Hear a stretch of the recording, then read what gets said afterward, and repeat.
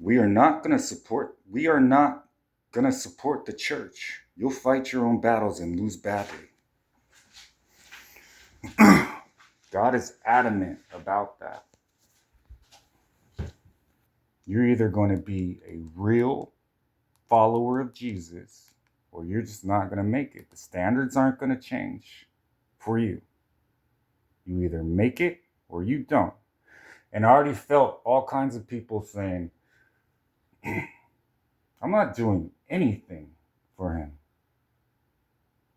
I've felt it for a while. And what you're really saying is, I can't do it anymore. I can't go through this anymore. And that was just the beginning. My people trained for years. I trained my prophets for years.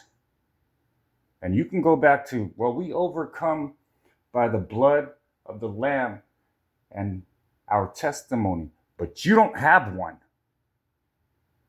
Your testimony doesn't match ours. We gave up families. We gave up all kinds of things. We didn't sit there comfortably. This is the reality. He says, get up, you get up. We disconnect from the church, you die.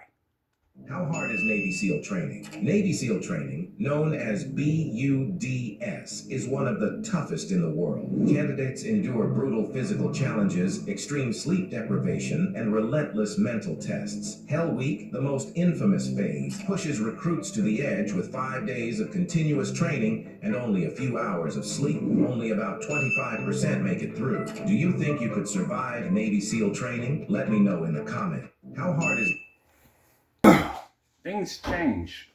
So I wouldn't say that number is accurate as far as what I've seen, because my force is across the entire earth. I mean, how many people tell me no? How many people don't make it past a test, a fire, a storm? And then you have a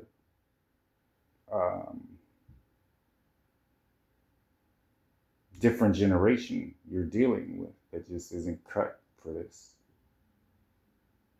It's just not in their thought process. Like, you can tell they've never known God. You can tell they don't have that thought process of, I want to deal with reality. They do everything possible to not deal with reality. And when you have that, you're going to have a shrinkage of actual Christians. We're not talking about casual Christians. We're talking about people that are actually planted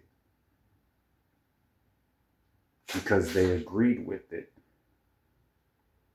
Oh, no, God's going to save me. I mean, I can do whatever I want.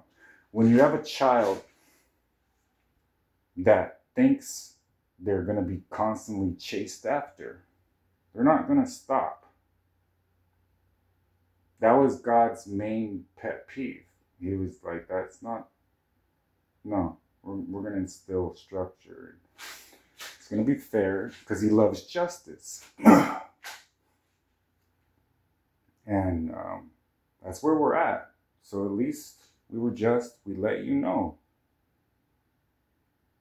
You can't be a wife, you can't be a mother, you can't be a husband, you can't be a father.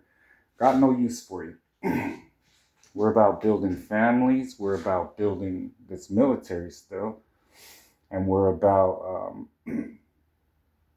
really exemplifying God's glory through these kingdom marriages. If it's not for you, then anybody that knows him knows that he always has his ace that he's going to play.